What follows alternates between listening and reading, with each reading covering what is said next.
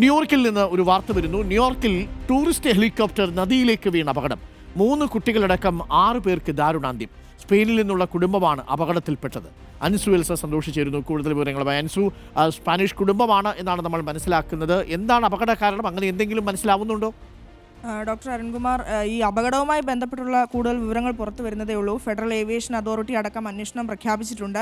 ന്യൂയോർക്കിലെ ഹഡ്സൺ നദിയിലേക്കാണ് ഈ ഹെലികോപ്റ്റർ തകർന്നു വീണത്. ഇത് ടൂറിസ്റ്റ് വകുപ്പിൻ്റെ ഹെലികോപ്റ്ററായിരുന്നു. ഇവർ സ്പെയിനിൽ നിന്ന് വിദേശ സഞ്ചാരത്തിനായി എത്തിയ കുടുംബമാണ്.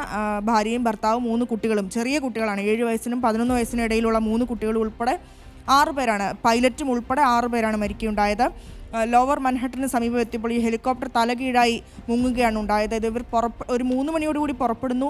ഒരു വളവ് തിരിയുന്നു. അവിടുന്ന് അവർ വാഷിങ്ടൺ റോഡ് കടന്ന് ഈ നദിയുടെ മുകളിൽ എത്തുമ്പോഴേക്കും തന്നെ നദിയിലേക്ക് തലകീഴായി കൂപ്പുകുത്തുന്ന സാഹചര്യമാണ് ഉണ്ടായത്. വലിയ ഒച്ചയാണ്, വലിയ ശബ്ദമാണ് ആദ്യം ഉണ്ടായതെന്ന് പറയുന്നു. ഇതിൻ്റെ വീഡിയോയിലടക്കം നദിയിലേക്ക് ഒരു വലിയ വസ്തു വീഴുന്നത് കാണുന്നുണ്ട്.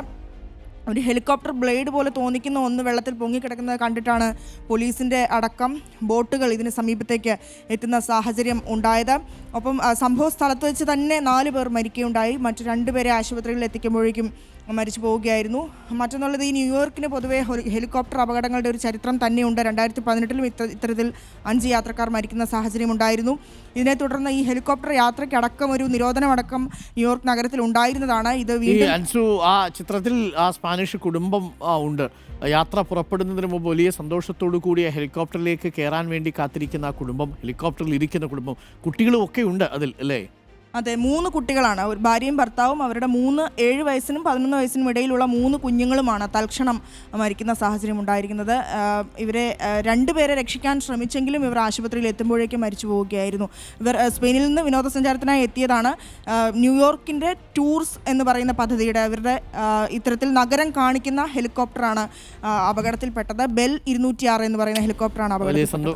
വലിയ സങ്കടപ്പെടുത്തുന്ന വാർത്തയാണ് അൻസു. എന്തായാലും ആ കുടുംബം എത്ര വലിയ സന്തോഷത്തോടു കൂടി ആയിരിക്കുമല്ലേ സ്പെയിനിൽ നിന്ന് അമേരിക്കയിൽ വന്നിട്ടുണ്ടാവുക.